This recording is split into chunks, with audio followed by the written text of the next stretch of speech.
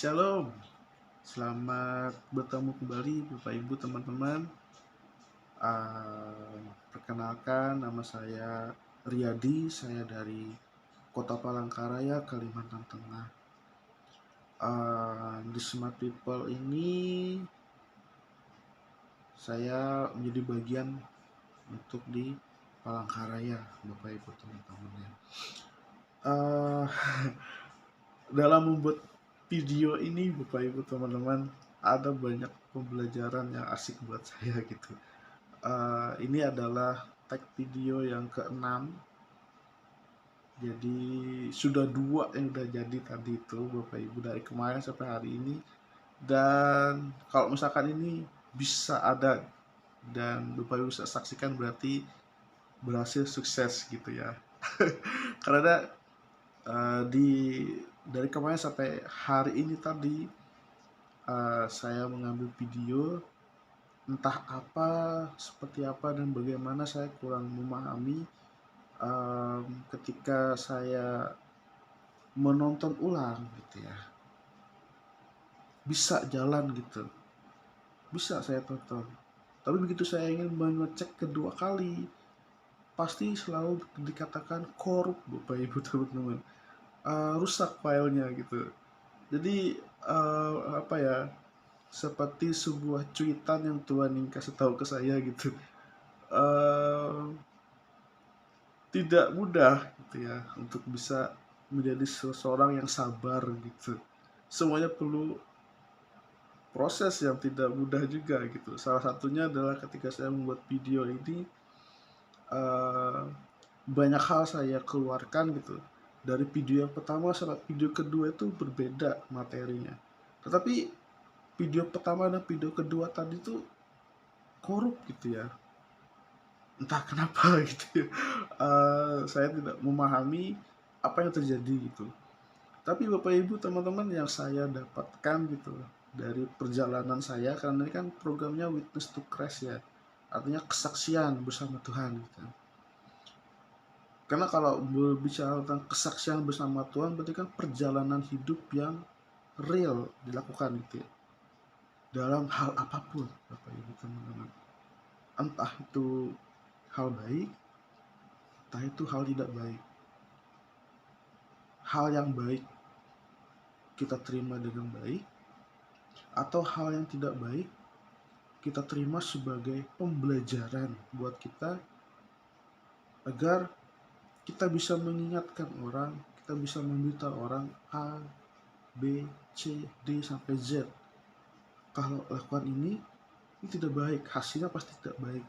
Dan dari situ saya belajar, oh ya, bagaimana Tuhan mengajar saya itu step by step.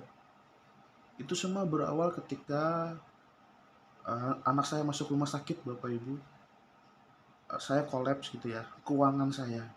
Ketika anak saya masuk rumah sakit, nginap selama 6 hari, terus di hari ke-6 saya ke bagian administrasinya, dan ternyata keuangan saya tuh minus di situ, kurang untuk membayar itu ya Bapak Ibu teman-teman. Tapi di situ saya diajar dan saya belajar itu dari banyak peristiwa itu, dalam banyak konteks yang menurut saya naib ada juga, kolot iya juga, terus tidak bijak betul juga, tidak bisa membuat pilihan yang benar ada juga gitu. Pokoknya di saat waktu pertama kali anak saya masuk rumah sakit, itu adalah perdana dalam hidup saya mengalami kegoncangan keuangan Bapak Ibu. Itu saya alami di, kalau tidak salah, di tahun 2023 September atau Desember ya, pokoknya di akhirnya itu, di akhir bulan. Dan itu sampai sekarang sudah enggak sih Bapak Ibu. Jadi di 2023 ketika anak saya masuk rumah sakit dan saya collab itu, perlahan tapi pasti Tuhan seperti kasih jalan gitu. Perlahan tapi pasti Tuhan pulihkan kayak gitu ya.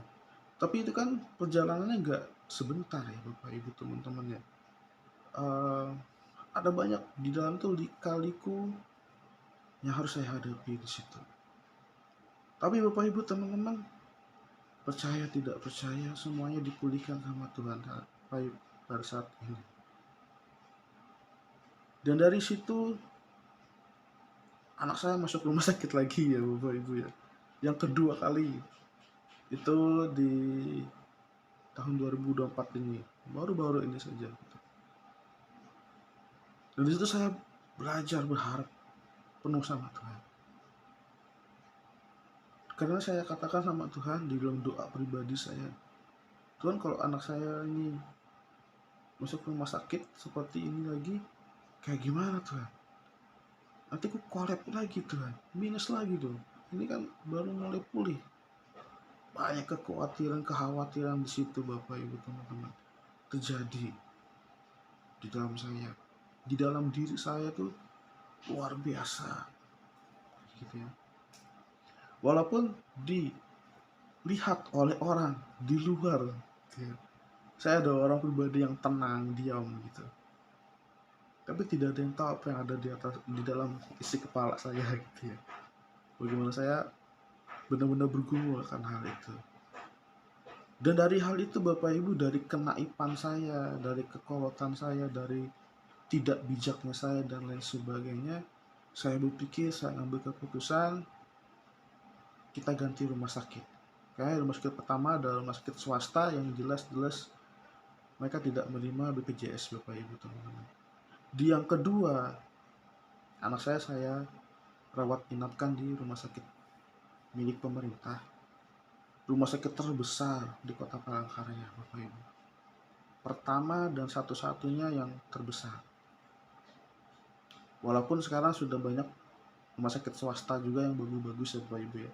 Tapi ini adalah rumah sakit pertama yang dimiliki oleh Kota Palangkaraya. Pada saat berdirinya Kota Palangkaraya, rumah sakit ini yang pertama. Anak saya rawat inap di rumah sakit milik pemerintah dengan perlakuan yang sama, dengan ruang yang sama, dengan obat-obatan yang sama, dengan cek darah tiap hari, terus antibiotik, terus itu infus, sama Bapak Ibu teman-teman. Bahkan dirawat dengan sama, tidak ada beda dengan yang di rumah sakit yang pertama. Ruangannya pun kurang lebih sama, tidak lebih bagus dan tidak juga jelek, sama Bapak Ibu teman-teman. Tapi ketika saya memilih rumah sakit pemerintah dan saya katakan nggak ada masalah, bagus semua. Dan ketika anak saya dirawat dan memperoleh perawatan yang sama itu tadi, di hari ke-6 saya pun ke bagian administrasi menggunakan BPJS. Pada waktu pertama kali masuk rumah sakit itu Bapak Ibu, pikiran saya kalut dan kacau. Karena ada rasa trauma di dalam diri saya. Aduh Tuhan, bagaimana kalau misalkan saya gimana Tuhan kalau misalkan collab lagi, gimana kalau mesti bayar bla bla bla, gimana kalau pakai BPJS pun ternyata tidak ditanggung penuh, kalau cuma ditanggung setengah ya tetap aku mesti keluar uang lagi Tuhan. Kalau kacau luar biasa Bapak Ibu teman-teman. Di situasi itu saya hanya belajar gitu ya, untuk berharap penuh sama Tuhan aja di posisi itu. Walaupun berhari-hari pun setiap hari Tuhan tuh ngomong, tenang, jangan khawatir, jangan takut, tenang, tenang, tenang. Tapi otak saya tidak bisa tenang. Manusiawi saya tuh keluar semua Bapak Ibu. Karena saya manusia juga sama seperti Bapak Ibu teman-teman juga. Kalut kacau. Karena kalau sampai collab, keuangan minus lagi gitu. Gimana untuk beli bensin, gimana untuk beli makan minum, gimana untuk bayar uang sekolah anak, gimana untuk A, B, C, D, bayar cicilan dan sebagainya. Itu kan semua mesti dipikirkan semua Bapak Ibu. Dan dari hari pertama sampai hari ke-6 itu, saya bergumul tiap hari. Dan sambil saya bergumul, Tuhan berikan kesembuhan buat anak saya. Setiap hari Tuhan ngomong seperti itu, Bapak Ibu. Tenang, jangan khawatir, jangan takut. Sampai di hari ke-5, saya kayak mendapat suatu perasaan di dalam diri saya. Tenang, kamu tidak akan keluar uang sama sekali. 1, 2, 3 kali hal itu muncul di diri saya. Kamu tidak akan keluar uang sama sekali. Walaupun dengan banyak hal di dalam saya bergumul gitu ya tentang hal itu. Sampai di hari ke-6 anak saya pulih, sembuh gitu ya. Ke bagian administrasinya dan dibuka, dokter cuma bilang silakan, ini adalah hasil daripada cek darah anak Bapak, ini obatnya, boleh pulang. Jadi saya tidak berpikir kok boleh pulang gitu. Biasa kan sekian pembayaran gitu, itu nggak ada sama sekali Bapak Ibu teman. Boleh pulang, kita pulang, anak saya pulang juga. Terus nanti wajib cek lagi ya, atau kontrol bahasa mereka 2 hari atau 3 hari setelah itu gitu.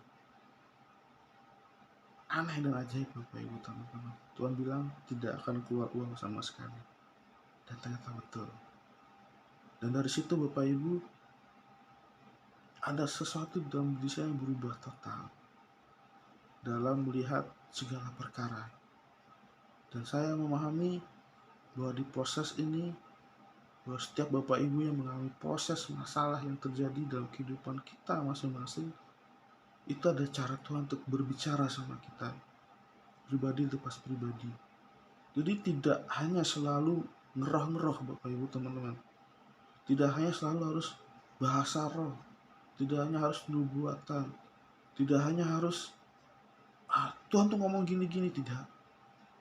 Tapi yang saya dapatkan setiap hari adalah bagaimana Tuhan berbicara penuh sama saya dari setiap kejadian demi kejadian. Baik di dalam saya keadaan baik sama Tuhan, walaupun dalam keadaan saya lagi bejat-bejatnya sama Tuhan. Tuhan berbicara terus. Ketika saya lagi dalam keadaan baik sama Tuhan, ada damai sejahtera setiap hari dalam diri saya. Walaupun tidak menghilangkan masalah, tapi ketika saya menghadapi masalah itu ada damai dalam diri saya. Tapi ketika saya sedang bejat-bejatnya sama Tuhan, membuat kesalahan yang saya lakukan dengan sengaja dan A, B, C, D gitu,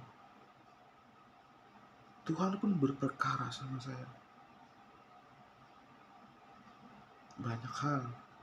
Dan ketika Tuhan berperkara sama saya dalam semua kesalahan saya, di situ Tuhan berbicara, kadang keras, kadang dengan lemah lembut, untuk menyatakan kesalahan kita. Dan ketika di posisi itu, satu yang saya rasa, saya tahu Tuhan saya salah, saya minta ampun Tuhan. Dan seketika itu saja Bapak Ibu teman-teman, damai sejahtera Tuhan mengalir dalam kehidupan saya. Dari situ saya yang berbagi sama Bapak Ibu teman-teman, karena ini kan programnya Witness to Christ, artinya kesaksian hidup sama Tuhan. Itu yang saya alami dalam kondisi apapun kita saat ini. Bukan waktunya kita untuk menjadi egois Bapak Ibu, tapi bagaimana kita balik, pulih kembali hubungan kita sama Tuhan. Karena jujur, totality, kita hanyalah daging, kita hanyalah tumpukan daging Bapak Ibu. Yang saya pelajari itu, yang setiap saat kita akan diperhadapkan dengan banyak pilihan setiap hari Bapak Ibu teman-teman. Dan dari setiap pilihan itu selalu ada konsekuensi, baik atau buruknya. Ketika kita sedang baik sama Tuhan, maka baiklah konsekuensinya itu terjadi. Tapi kalau lagi tidak baik sama Tuhan, tidak baik satu hari itu. Sampai kita mau balik sama Tuhan. Apakah itu menghilangkan? Tidak. Tetap kita akan mengalami konsekuensi itu. Tapi yang saya dapatkan, yang saya pelajari, saya tetap berada di dalam damai sejahteranya Tuhan. Walaupun masalah itu tetap terjadi. Bapak Ibu, teman-teman, saya teringat dengan apa yang saya bagikan waktu itu, bahwa di zaman ini, di tahun 2024, bagaimana materi atau uang, finansial yang bagus, yang hebat, itu adalah hal yang diperlombakan oleh semua umat manusia di muka bumi ini. Bagaimana itu menjadi status sosial bagi banyak orang, termasuk saya pun mengalami, Bapak Ibu. Sampai dengan segala macam cara, saya pun harus mempunyai itu.